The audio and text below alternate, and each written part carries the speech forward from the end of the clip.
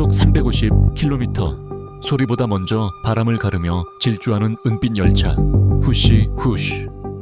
동남아시아 최초의 고속철도라는 화려한 타이틀을 달고 인도네시아 자카르타역을 미끄러지듯 빠져나갑니다. 하지만 열차 내부로 카메라를 돌리면 믿기 힘든 광경이 펼쳐집니다. 수백 명을 태울 수 있는 최첨단 객차 안. 앉아있는 승객은 단 3명뿐. 텅 빈 시트 사이로 공허한 에어컨 소리만 울려 퍼집니다. 역무원조차 민망한 듯 고개를 숙이는 이곳을 현지인들은 이제 고속철이라 부르지 않습니다. 10조 원짜리 유령 열차라고 부르죠. 자카르타에서 반둥까지 단 40분. 정부의 호언장담은 보기 좋게 빗나갔습니다. 기차를 타기 위해 역까지 가는데 1시간. 기차에서 내려 다시 시내로 들어가는데 1시간. 차라리 자차로 이동하는 게 빠르고 편하다는 아우성이 터져 나옵니다. 하지만 이 비극의 시작은 10년 전 인도네시아 정부가 집어든 한 장의 제안서에서 시작되었습니다.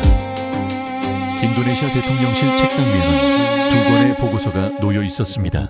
하나는 철도 종주국 일본의 제안서, 이자율 0.1%, 사실상 공짜로 돈을 빌려줄 테니 안전한 신칸센 기술을 쓰라는 파격적인 조건이었습니다. 단 국가 보증이라는 안전장치를 요구했죠. 또 하나는 중국의 제안서였습니다. 이자율은 일본의 수십배인 2%, 상식적으로는 선택할 이유가 없었습니다. 하지만 중국은 인도네시아에 가려운 곳을 긁었습니다. 국가 보증 필요 없습니다. 우리가 다 알아서 할게요. 정부 부채 걱정 마세요. 당시 조코 위도도 대통령은 환호했습니다. 당장 국가 부채 장부에 숫자가 찍히지 않는다는 달콤한 유혹에 빠진 것입니다. 일본은 허탈하게 짐을 쌌고 중국은 승리의 미소를 지으며 자카르타 땅을 파헤치기 시작했습니다. 그것이 독이 든 사과인 줄도 모른 채 말입니다. 도장을 찍자마자 중국의 태도가 돌변했습니다. 지질이 나쁘다, 코로나 때문이다, 땅값이 올랐다며 공사비는 당초 5조 원에서 10조 원으로 2배나 치솟았습니다. 당황한 인도네시아 정부에 중국은 싸늘하게 통보했습니다. 돈 더 내세요. 그리고 이제는 국가 보증 서셔야겠습니다. 안 그러면 공사 중단합니다. 이미 수조 원을 쏟아부은 인도네시아는 뒤로 물러설 곳이 없었습니다. 결국 중국의 협박에 굴복해 국가의 운명을 보증서에 담아 넘겨주었습니다. 일본의 제안을 받았다면 내지 않았을 수누배의 이자를 꼬박꼬박 바쳐야 하는 부채에 늪에 빠진 순간이었습니다. 그런데 여기서 소름 끼치는 사실이 하나 더 드러납니다. 왜 역들은 도심에서 한참 떨어진 허허벌판에 지어졌을까요? 현지에서 들려오는 증언은 충격적입니다. 역 주변 땅, 중국 기업들이 이미 다 사놨더라고요. 철도는 명분일 뿐. 사실상 중국의 부동산 투기를 위해 인도네시아의 국토가 이용당한 것이라는 의혹. 인도네시아 국민들이 유령 열차를 타며 분노할 때 중국 자본은 역 주변 땅값이 오르기만을 기다리며 축배를 들고 있었습니다. 그리고 이 거대한 적자의 구멍은 예상치 못하게 한국의 KF-21 전투기 사업으로 불똥이 튀게 됩니다. 인도네시아의 재정 창고는 이미 비명을 지르고 있었습니다. 중국에 바쳐야 할 이자만 매년 수천억 원. 유령 열차를 굴릴수록 쌓이는 운영 적자까지 더해지자 인도네시아 정부는 결단이 필요했습니다. 하지만 그들이 선택한 것은 절약이 아니라 우방국 한국에 뒤통수를 치는 거리였습니다. 한국 정부에 전달하세요. 돈이 없어서 KE-21 분담금을 못 내겠다고. 한국과 인도네시아가 손잡고 추진한 차세대 전투기 KE-21 사업. 인도네시아는 전체 개발비의 20%인 약 1조 6천억 원을 내기로 약속했었습니다. 하지만 그들은 돌연 태도를 바꿨습니다. 경제 상황이 어려우니 1조 원을 깎아달라는 황당한 요구를 공식화한 것입니다. 한국 여론은 들끓었습니다. 돈이 없다던 인도네시아가 정작 중국의 고속철도 빚은 단 하루도 밀리지 않고 꼬박꼬박 갚고 있었기 때문입니다. 그들에게 한국은 중국보다 만만한 파트너에 불과했던 걸까요? 하지만 진짜 비극은 돈 문제만이 아니었습니다. 2024년 초 경남 사천의 한국항공우주산업 KAI 본사 KF-21 개발에 참여하던 인도네시아 파견 기술자들의 행동이 보안팀의 레이더에 포착되었습니다. 그들이 출국 직전 들고 있던 저장 장치 USB 안에는 차마 믿기 힘든 것들이 담겨 있었습니다. 한국 연구진들이 18년 동안 밤낮을 가리지 않고 매달려온 핵심 레이더 기술과 시험 비행 데이터, 수조 원의 가치로도 환산할 수 없는 한국 국방의 심장이 무단으로 복사되어 인도네시아로 넘어가려던 찰나였습니다. 분담금은 1조 원이나 깎아달라면서 기술은 통째로 훔쳐가려 했다. 이 사건이 알려지자 대한민국은 충격에 빠졌습니다. 기술을 공유하고 함께 하늘을 날자던 파트너의 가방 속에는 협력의 증표가 아닌 절도품이 들어있었던 것입니다. 더욱 기막힌 반전은 인도네시아의 쇼핑 목록에서 드러났습니다.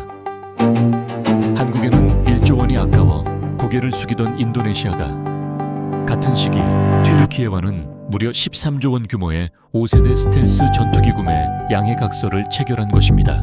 프랑스산 라팔 전투기 구매에도 거액을 쏟아부었습니다. 결국 인도네시아는 돈이 없는 게 아니라 한국에 줄 돈만 없었던 건 이미 명확해졌습니다. 하지만 우리 정부는 고심 끝에 인도네시아의 분담금을 6천억 원으로 삭감해 주기로 합의했습니다. 이미 80% 이상 진행된 사업을 멈출 수 없었고 동남아시아 교두보라는 전략적 판단 때문이었습니다. 우리가 깎아준 1조 원, 그 피 같은 돈은 결국 인도네시아의 적자를 메우고 중국의 고속철도 이자를 갚는 데 쓰이게 되었습니다. 한국 국민들의 세금이 중국의 1대1로 실패를 뒷수습하는 꼴이 되어버린 것입니다. 전 세계가 인도네시아의 고속철도를 보며 실패라고 말하지만 인도네시아 정부는 멈출 생각이 없어 보입니다. 오히려 그들은 더 위험한 도박을 준비하고 있습니다. 바로 현재의 적자 노선을 인도네시아 제2의 도시 수라바야까지 연장하겠다는 계획입니다. 경제학에는 매몰 비용의 오류라는 말이 있습니다. 이미 쏟아부은 돈이 아까워 밑빠진 독에 물을 계속 붓는 어리석음을 뜻합니다. 지금의 노선도 손익분기점의 절반도 못 채우는데 노선을 늘린다고 적자가 수익으로 변할까요? 전문가들은 고개를 가로저으며 경고합니다. 노선이 길어질수록 중국에 갚아야 할 이자와 운영 적자의 늪은 더 깊어질 뿐이다. 하지만 인도네시아는 또다시 중국의 손을 잡으려 합니다. 일본이 다시 한번 기술력을 앞세워 손을 내밀었지만 이미 중국의 부채 덫에 걸린 인도네시아는 제 발로 더 깊숙이 걸어 들어가는 모양새입니다. 이것은 비단 인도네시아만의 이야기가 아닙니다. 중국의 1대1로라는 거미줄은 이미 전 세계 개발도상국들의 목을 조르고 있습니다. 스리랑카, 빚 대신 항구 운영권을 99년간 중국에 빼앗겼습니다.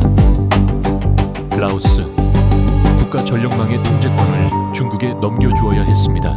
아프리카 지부티, 국가 GDP의 70%가 넘는 빚을 중국에 지고 결국 중국의 군사기지 건설을 허용했습니다. 인도네시아의 유령 열차는 그 거대한 거미줄에 걸린 또 하나의 희생양일 뿐입니다. 안타까운 점은 그들이 살기 위해 몸부림칠 때마다 가장 성실한 파트너였던 한국의 등에 칼을 꽂고 있다는 사실입니다. 한국은 결국 인도네시아의 분담금 1조 원을 깎아주었습니다. 표면적으로는 전략적 동반자 관계를 유지한 것처럼 보이지만 대한민국 국민들의 마음속에는 깊은 흉터가 남았습니다. 약속을 지키지 않는 파트너, 기술을 훔치려는 이웃과 과연 미래를 함께할 수 있는가? 인도네시아는 당장 1조 원을 아꼈고 중국에 이자를 낼 시간을 벌었을지 모릅니다. 하지만 그들이 잃은 것은 그보다 훨씬 값비싼 국제적 신뢰입니다. 한번 무너진 신뢰를 다시 세우는 데는 고속철도 건설비보다 더 많은 비용이 들 것입니다. 달콤한 독배를 마신 인도네시아의 유령 열차는 오늘도 승객 없는 벌판을 달립니다. 그 기적 소리는 마치 우리에게 이렇게 경고하는 듯합니다. 세상에 공짜 점심은 없다. 그리고 신뢰를 버린 선택의 끝은 결국 파멸뿐이다.